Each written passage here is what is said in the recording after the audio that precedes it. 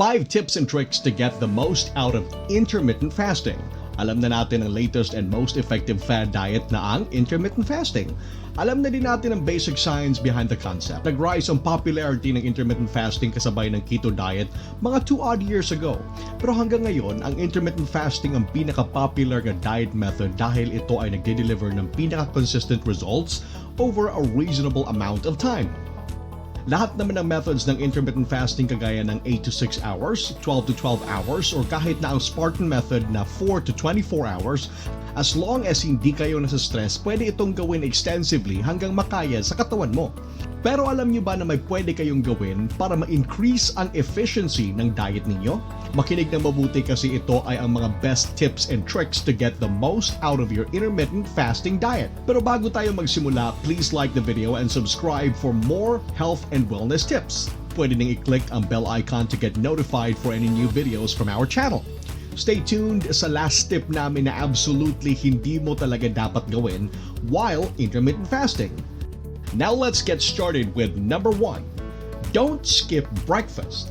Tama nga ang kasabihan na ang breakfast ay ang pinaka-importanting meal sa buong araw. It serves as the foundation sa pagbigin ng digestion process ng ating tiyan. After long hours of sleep, pwede namang kumain ng konting crackers and milk para lang may laman for the day ahead. Dapat talaga ito sundin, especially if may trabaho ka during the day.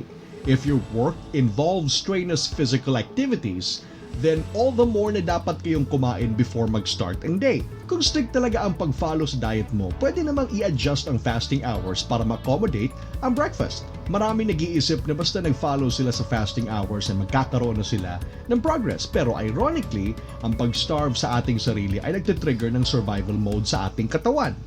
Ibig nitong sabihin na mas nagsuslow down ang metabolism natin sapagkat akala ng katawan na wala na tayong makain. Pwede itong ikumpara sa hibernation stage ng mga bears. Sa time na yan, sa sobrang nagsastagnate ang kanilang biological functions, kasama na dyan ang calorie burning. If wala talagang laman ng tiyan, then at risk din tayo na magka-develop ng ulcer o buta sa tiyan dulot ng excessive gastric acid sa walang pagkain na mai-digest. So if gusto talaga nating i-make sure na we're burning the most calories we can at tinutunaw natin ang taba, dapat talagang may laman ang tiyan. Number 2, stay hydrated. In the same vein as not skipping breakfast, ang pananatiling hydrated sa katawan natin ay isa ding pinaka-importanting detalye sa efficient na intermittent fasting regimen. Ang human body ay nakakasurvive ng 3 to 5 days na walang ingestion ng solid food. Pero 1 to 2 days lang ang estimated survivability kung hindi tayo nagiinom ng tubig. Hindi biro ang kasabihan na water is life. Isa sa pinaka-essential na function ng tubig ay ang pag-maintain ng body temperature at ang iba pang bodily functions. Ang tawag dito ay homeostasis at significant measure ito in order to keep our body functioning properly. May mga tao na nag-iisip na kasama ang tubig sa fasting at dapat ito i-control sa pag-inom. This is a wrong presumption kasi wala namang calories ang tubig. Ang primary function niya is temperature regulation. As an additional point, maraming nagsasabi na mas mabuti ang pag-inom ng lukewarm o room temperature na tubig. Depende ito sa sitwasyon. Pero in the context of weight loss, mas nakakabuti ang pag-inom ng malamig na tubig sapagkat mafo-force ng katawan na mag-expend ng extra calories para gawing room temperature ang tubig. Think of it this way. Ang pagkain ng malalamig na bagay ay dapat munang i-bring up sa basal body temperature natin para ma-process. Otherwise, we risk of getting cold temperature shock na nakakadulot ng muscle spasms, breathing difficulty, at increased heart rate. So be careful at siguraduhin may ample supply kayo ng tubig before ka mag-start ng fasting. Another benefit sa pag-inom ng tubig during fasting ay tumutulong ito sa pag-decrease ng ating appetite. So ang feeling na gutom ay mapopostpone kasi akala ng tiyan na may laman na siya. It also prevents the development of ulcers. Ang presence ng tubig sa tiyan ay nagka-counteract sa acidity ng gastric juice at nagre-reduce ng risk na magkaroon ng ulcer. Number 3, add spice to your menu. Let's admit it, hindi talaga masarap ang mga pagkain na healthy at low calorie. Even mga vegetarian na option ng karne ay hindi pa rin makaka-emulate ng taste at umami ng totoong karne. Pero don't worry, Over the years, natutunan din natin ang mga cheats sa pagluto para gawing mas malinamnam ang basic low-calorie vegetarian dishes. Before anything, wala itong halong Betsy no MSG even though wala namang itong detrimental effects. Dapat mas pipiliin pa rin natin ang natural flavor enhancers over synthetic. Sometimes nagluluto tayo ng adobong manok or malasugi steak. Masarap naman sila pero ang chicken and tuna, although mas mataas ang protein content nila, konti lang ang calorie content nila. Ang tanong ngayon, paano ba natin i-supplement ang nutritional value while keeping the food within the healthy standards? The best way para madagdagan ang lasa ng pagkain ay sa pamamagitan ng paggamit ng spices at aromatics sa pagkaluto nito. Ang salt, pepper, soy sauce, vinegar at iba pang herbs katulad ng rosemary, thyme at parsley ay halimbawa lang sa napakaraming food additive options na pwede nating i-avail. Ang basic na boiled chicken breast, while napaka-healthy at packed with muscle-building proteins, sadyang kulang ito sa taste department.